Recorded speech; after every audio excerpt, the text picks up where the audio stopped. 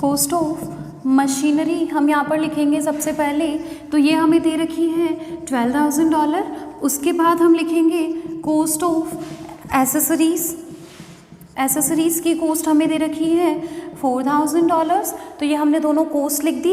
इसके बाद अब हमें यहाँ पर कस्टम्स FOB पर पहुँचने के लिए एजेंट का कमीशन ऐड करना है, तो यहाँ हम ऐड कर देंगे एजेंट्स कमीशन। दोनों ही ऑप्शन हमारे पास है ना, तो यहाँ मैंने कहा था कि पूरा डिवाइड हो रहा है 10,860 से, तो ये $180 कर दिया। ये हमारे पास आ गई कस्टम्स FOB, कितनी आ गई $16,180। अब यहाँ हम ऐड करते हैं फ्रेट और सेकंड इंश्योरेंस, इन दोनों चीज़ों को हमें ऐड करना है। अब फ्रेट एक्चुअल दिया है $3,600 और 20% of 16,180 which ever is less, यही होगा यहाँ पर। क्यों? क्योंकि एयर फ्रेट है ना, तो एयर फ्रेट के अंदर हमें देखना है 20% ऑफ FOB और actual freight which ever is less, क्योंकि 20% ऑफ FOB से ज़्यादा आप चार्ज कर नहीं सकते। देन हम 20% फाइंड आउट करते हैं। 16,180 का 20% आता है $3,236, सॉरी डॉलर, $3,236 और एक्चुअल दे रखा है 3,600। हम क्या लिखेंगे? $3,236। क्यों? क्योंकि ये कम है एक्चुअल से। ओके, और इसके बाद हमें इंश्योरेंस चार्ज करना है। देन इंश्योरेंस बोला है नोट नॉन, आपको इंश्योरेंस की इन्फॉर्मेशन नहीं है। देन हम क्या करेंगे? 1.125% ऑफ FOB आपका है 16,180, उसका 1.125% ये हमारा आता है 182.025। ये हमारे पास क्या आ जाएगी? CIF वैल्यू आ जाएगी। FOB हमारी 16,180, उसमें हमने फ्रेट ऐड किया 3,236, उसमें हमें इंश्योरेंस के चार्जेस ऐड करने हैं 180.025। ये हमारे पास आ गया CIF 19598.025। इसको हम क्या कर लेंगे? इन रुपीज़ कन्वर्ट कर लेंगे, ये हमारी असेसिबल वैल्यू हो जाएगी कितनी? Then 19598.025 into 60। क्यों 60? तो हमें रेट ऑफ एक्सचेंज क्वेश्चन में 60 गिवन है, ये हमने कर दिया। तो ये आ गई 11,75,881.5, राउंड ऑफ करेंगे 11,75,882 रुपये। ये हमारी असेसिबल वैल्यू फाइंड आउट हो गई। अब इस पर क्या करना है? तो अब इस पर हमें कैलकुलेशन करनी है कस्टम्स ड्यूटी की। तो क्वेश्चन के अंदर गिवन है आपको rate of basic customs duty 10%, IGST under section 3 sub section 7 is 18%। ये 10%, ये 18%, बस 10%। और मैंने एक बताया था ना 12.5 दे रखा है एसेसरी पर, लेकिन क्योंकि एसेसरी मशीन के साथ सप्लाई हो रही है इसलिए इस पर भी मशीन की रेट अप्लाई हो जाएगी 10%। तो इस तरीके से आपको अब आगे इस क्वेश्चन को आप लोग खुद सॉल्व करेंगे। बेसिक कस्टम्स ड्यूटी और IGST इन दोनों की कैलकुलेशन आपको करनी है, पूरा स्टेटमेंट बनाना है और बुक से आप आंसर मैच करिए। इस क्वेश्चन को आगे आप लोग कंप्लीट करेंगे। आ जाते हैं हम क्वेश्चन नंबर 9 पर। क्वेश्चन नंबर 9 है, एक आयातकर्ता ने 5 लाख येन की FOB लागत पर एक मशीन जापान से खरीदी है। जापान से आपने एक मशीन का इंपोर्ट किया है, 5 लाख येन उसकी कॉस्टिंग है। ओके, FOB कॉस्ट है। ओके, पेकिंग के 11,000 येन आपने पे किया अलग से, पेकिंग चार्जेस ऐड होंगे, 100% ऐड होंगे। जापान से भारतीय बंदरगाह तक का भाड़ा था 1,20,000। यह आपका फ्रीट है from Japan to Indian port. तो ये क्योंकि एयर फ्रेट तो है नहीं तो हमें कुछ देखना नहीं है, 20% एंड ऑल दैट। ठीक है, जितना दे रखा है 1,20,000 ऐड कर देंगे। जापान की एक परामर्शदात्री फर्म को मशीन की डिज़ाइन हेतु डिज़ाइनिंग व विकास के व्यय 40,000 येन के चुकाए गए। ये आपके डिज़ाइनिंग एंड डेवलपमेंट चार्जेस हैं 40,000 येन के, तो इनको तो जोड़ा जाता है बिल्कुल 100%। ये हमारे एसेसिबल वैल्यू की कैलकुलेशन में ऐड होंगे। इंश्योरेंस चार्जेस 10,000 येन ऐड हो जाएंगे। भारत में मशीन के डिज़ाइन पर 25,000 रुपये व्यय किए, भारत में किए, भारत में मशीन आने के बाद किए।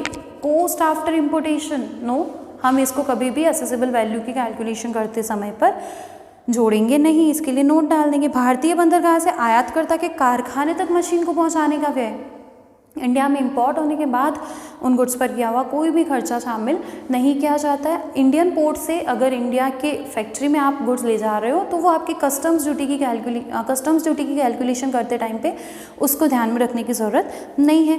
भारत में मशीन की स्थापना और प्रारंभ करने संबंधी छोड़ दो, इनको तो इंस्टॉलेशन की कॉस्ट और ये सारी चीज़ें तो ऐड होती नहीं। एक ही नोट डालना है कि भारत में मशीन के विकास पर किए गए व्यय, साथ में मशीन की स्थापना पर किए गए व्यय और भारतीय बंदरगाह के बाद का भाड़ा, इन सारी चीज़ों को असेसेबल वैल्यू की कैलकुलेशन करते टाइम पे ध्यान में नहीं रखा जाता है। विदेशी निर्यातकर्ता का भारत में एजेंट है और एजेंट को भारत में माल के एफओबी मूल्य का 5% कमीशन भारतीय मुद्रा में दे है। आपका एफओबी जो क्वेश्चन में दे रखा है ना 5 लाख रुपए, उस 5 लाख पर 5% कमीशन उस निर्यातकर्ता के एजेंट को देना है। तो क्या ये एक परचेज कमीशन है? देन नो, यहाँ तो कोई कन्फ्यूज़न ही नहीं है, क्योंकि परचेज कमीशन तो इंपोर्टर के एजेंट को कमीशन दिया जाता है तो हो सकता है, लेकिन ये तो एजेंट ही एक्सपोर्टर का है, नो प्रॉब्लम। 5 लाख रुपए 5 लाख येन की जो एफओबी दे रखी है उसका सीधा सा 5% 25,000 येन हम क्या कर देंगे, पे कर देंगे। पे मीन्स एड कर देंगे हम किसके अंदर, CIF वैल्यू की कैलकुलेशन के लिए। Then landing charges ignore, landing charges को तो ऐड ही नहीं करना है। हमारा जो बोर्ड है CBIC, उन्होंने एक्सचेंज रेट दी है 1 yen is equals to 0.5215 rupees. Okay, जो भी आपको रेट दे रखी है उसको अप्लाई करेंगे। बेसिक कस्टम्स ड्यूटी आपकी 10%, IGST under section 3 subsection 7 12%। Machine आपने 8 जून 2018 को इंपोर्ट करी है। ओके, और आपको कुल सीमा शुल्क की गणना करनी है। करें स्टार्ट क्वेश्चन को। तो यहाँ भी मैं सिर्फ आपको असेसेबल वैल्यू तक क्वेश्चन सॉल्व करवाऊंगी, उसके बाद का क्वेश्चन आप लोग खुद सॉल्व करेंगे। एक चीज़ हम स्टार्ट करते हैं क्वेश्चन को। असेसेबल वैल्यू की कैलकुलेशन बहुत इजी सा क्वेश्चन है, ये भी शॉर्ट में लिख रही हूँ मैं इसको, आप प्रॉपर फॉर्मेटिंग आप लोग खुद करिएगा। एफओबी यहाँ पे हमें दे रखी है 5 लाख, इसके बाद ऐड करेंगे पेकिंग चार्जेस, पेकिंग आपको बोल रखी है 11,000 येन है। इसके बाद डिज़ाइन एंड चार्जेस, ये आपके डिज़ाइनिंग एंड चार्जेस आपके 40,000 येन है। Okay, commission to agent, commission आपको बोला है 5%, तो ये 5 लाख रुपए पर 5% कमीशन 25,000 येन का हो गया। इसमें फ्रेट ऐड कर देंगे, फ्रेट आपको क्वेश्चन के अंदर गिवन है 1,20,000 येन, और इसके अंदर आपको इंश्योरेंस की कॉस्ट भी गिवन है क्वेश्चन में। इंश्योरेंस आपको 10,000 येन दे रखा है। इन सबको ऐड करो, ये आपकी आ गई CIF वैल्यू। इजी सा क्वेश्चन है। 5 लाख, 11,000, 40,000, 25,000, 1,20,000 और 10,000, ये आ गए हमारी 7,06,000 रुपये। अब इसको क्या कर देंगे हम, इंडियन रुपीज़ में कन्वर्ट कर देंगे।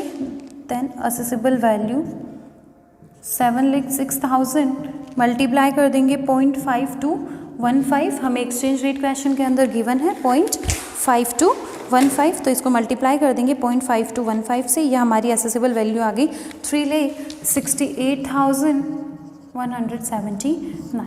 अब इसके आगे का क्वेश्चन आप लोग खुद सॉल्व करेंगे। इस पर बेसिक कस्टम्स ड्यूटी 10% चार्ज करो, रेट आपको दे रखी है क्वेश्चन में, यहाँ लिख दूँ। बेसिक कस्टम्स ड्यूटी दे रखी है और IGST अंडर सेक्शन 3 सबसेक्शन 7, ये दोनों इन्फॉर्मेशन आपको गिवन है। ये 10%, ये 12%। BCD लगाओ, सोशल वेलफेयर सरचार्ज लगाओ, फाइनली IGST लगाओ, आपके पास टोटल कस्टम्स ड्यूटी आ जाएगी। तो ये क्वेश्चन आप लोग सॉल्व कर लेंगे। आगे हमारा क्वेश्चन नंबर ये था 9। ओके, ये क्वेश्चन नंबर 9, इसकी असेसेबल वैल्यू हम फाइंड आउट कर चुके हैं। आ जाते हैं अब हम अपने क्वेश्चन नंबर 10 पर।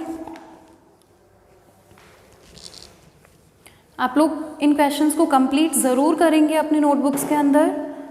ऐसा नहीं कि मैम ने होमवर्क दे दिया हम भूल गए, नो, आप लोग इसको सॉल्व करेंगे।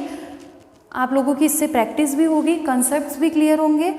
नोट्स लिखना भी ज़रूरी है, मैंने पहले ही कहा है, नोट्स आपको साथ के साथ लिखने पड़ेंगे कि किसी एक्सपेंडिचर को अगर हमने नहीं जोड़ा है तो क्यों नहीं जोड़ा है, किसी को अगर जोड़ा गया है, मतलब फ्रेट वाला कंसेप्ट है और 20% ही आपने जोड़ा, तो उसके बारे में भी आप नोट लिख के बताओ कि एयर फ्रेट के मामले में 20% से ज़्यादा का फ्रेट एड नहीं किया जा सकता। तो ये सारी चीज़ें आपको प्रॉपर नोट बनाते हुए अपने क्वेश्चन को सॉल्व करना है। क्वेश्चन नंबर 10 पर आ जाते हैं। आपको कुछ डिटेल्स दे रखी है, सामुद्रिक मार्ग से आयातित माल है, आपने क्या किया, इम्पोर्टेड बाई सी है ये, तो ऐसी कंडीशन में एयर फ्रेट होगा नहीं, जो भी फ्रेट क्वेश्चन में दिया होगा उसको हम ऐड कर लेंगे। FOB वैल्यू ऑफ गुड्स दे रखी है $4000, फ्रेट चार्जेस आपको दे रखे 15% of FOB price, okay, FOB का 15% ले लेंगे। Insurance charges 1% of FOB price, no problem. Exchange rate $1 is equals to ₹60, ठीक है, यहाँ तक कोई दिक्कत नहीं है। ये चारों एक्सपेंसेस हमें दे रखे हैं, मतलब 3 एक्सपेंसेस और एक्सचेंज रेट हमें दे रखी है। करना क्या है, FOB का 15%, फ्रेट ऐड करो 1%, इंश्योरेंस ऐड करो। इंश्योरेंस की इन्फॉर्मेशन नहीं होती तो हम 1.125% करते हैं, लेकिन क्वेश्चन में बोला हुआ कि आपको 1% ऐड करना देना, ओके। इनको ऐड किया, हमारे पास क्या आ जाएगी, CIF इन डॉलर्स आ जाएगी, इंटू 60 करो, ये आपकी CIF वैल्यू इन रुपीज़, और यही आपकी एसेसिबल वैल्यू।